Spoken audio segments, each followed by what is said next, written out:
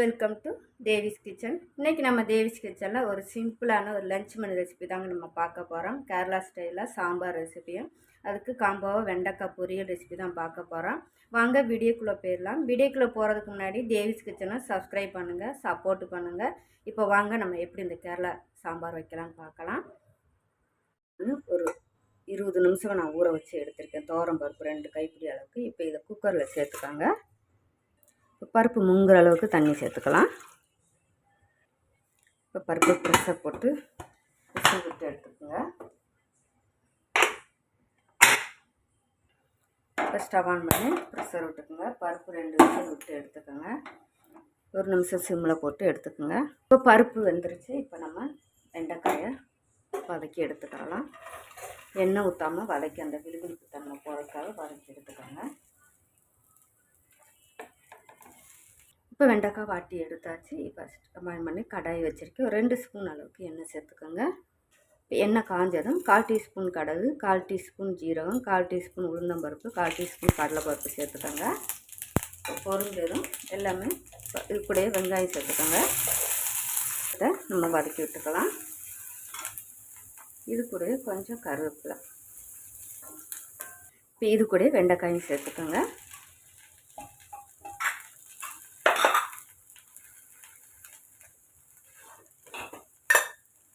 வெண்டைக்காய்க்கு தேவையான அளவுக்கு உப்பு சேர்த்து வதக்கி விட்டுக்கோங்க.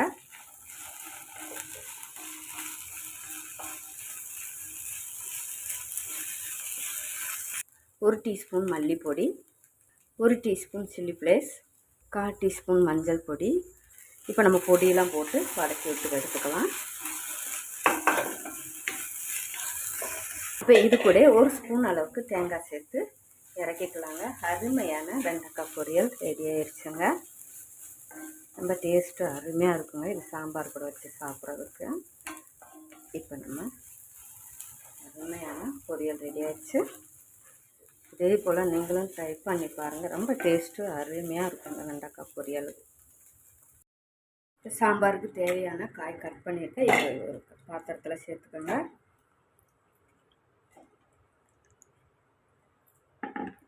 இப்போ இது கூட ஒரு பெரிய வெங்காயம் பெருசாக கட் பண்ணி எடுத்துருக்கேன். 2 மிளகாய். காய் முங்குற அளவுக்கு தண்ணி சேர்த்துக்கோங்க.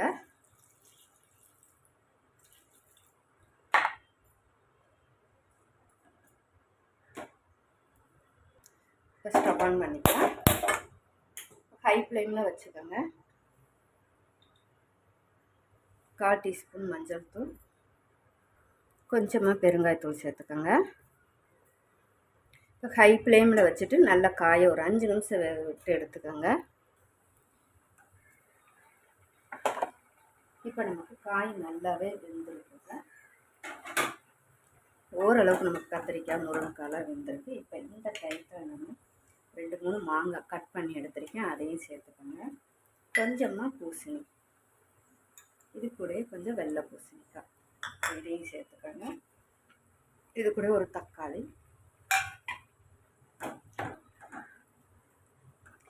சேர்த்துட்டு இப்போ காய்க்கு தேவையான அளவுக்கு உப்பு சேர்த்துக்கோங்க. இப்போ நம்ம காய் ஊற்றின தண்ணி வத்திருச்சு பார்த்தீங்க. இப்போ தேவைப்பட்டால் நமக்கு கொஞ்சமாக சுடுதண்ணி சேர்த்துக்கோங்க. காய் நமக்கு தண்ணி போகாது. இப்போ கலந்து விட்டுக்கலாம்.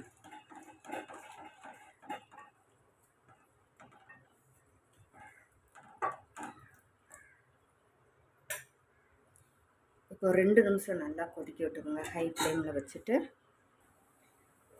இப்போ காய் நல்லா நமக்கு வெந்துருச்சுங்க. இப்போ இது கூட பருப்பு ஊற வச்சோம் பார்த்தீங்களா, ஜஸ்ட்டு ஒரு கடைஞ்சிட்டு இந்த இதில் சேர்த்துக்கோங்க. சேர்த்துட்டு கொஞ்சம் தண்ணி சேர்த்துக்கோங்க. இது கூட புளி சேர்த்துக்கோங்க.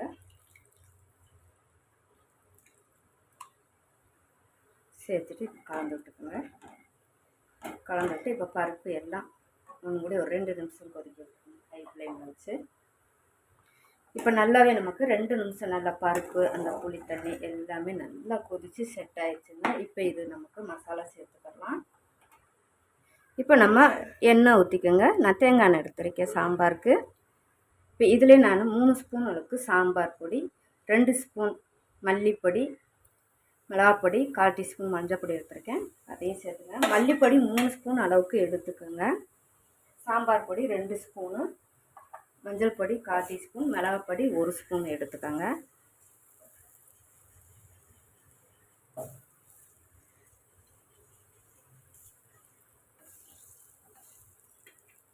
இப்போ இதை நம்ம சாம்பாரில் சேர்த்துக்கலாம். ரொம்பவே ஒரு அருமையான கேரளா ஸ்டைலில் அன்றைக்கி நம்ம சாம்பார் பார்த்துருக்கோங்க. வெண்டைக்காய் பொரியலும் பார்த்துருக்கோம். இப்போ ரெடி ஆயிடுச்சு. நீங்களும் இதே போல் லஞ்சுக்கு ட்ரை பண்ணி பாருங்கள். இறக்க போகும்போது கொஞ்சமாக பெருங்காயத்தூள் சேர்த்து ஆஃப் பண்ணிக்கலாம். நீங்களும் இதே போல் ட்ரை பண்ணி பாருங்கள். இது மாதிரி கேரளா ரெசிபிஸ்லாம் வேணும்னா கமெண்டில் கேளுங்கள். தேவிஸ் கிச்சனை சப்ஸ்கிரைப் பண்ணுங்கள், சப்போர்ட் பண்ணுங்கள். தேங்க்யூ.